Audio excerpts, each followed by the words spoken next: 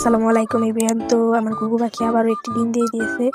তো অনেকে বলবেন যে ডিমটা এত বড় কেন? কারণ হচ্ছে আমি সেই ডিম নিয়ে আলাদা করে এখানে কবুতরের ডিম, প্লাস্টিকের ডিম দিয়ে দিয়েছি। কারণ হলো বাচ্চা ছোট বড় হতে পারে, তার জন্য। তো এটাকে আবার দিয়ে দিলাম, পারলে আবার দিব। তারপরে এই যে আমার কিছু দেশি মুরগি আছে, আপনারা আগের ভিডিওতে দেখেছিলেন। তো ওই যে মোরগটা ওখানে, তো মাশাআল্লাহ বড় হয়ে গিয়েছে। তো এই যে এই বক্সটার ভিতরে আমি সেই ডিমটা সংরক্ষণ করে রেখেছি। ওই ডিমটি পারলে তারপরে দুইটি একসাথে দিব, আপনাদের খুলে দেখাচ্ছি।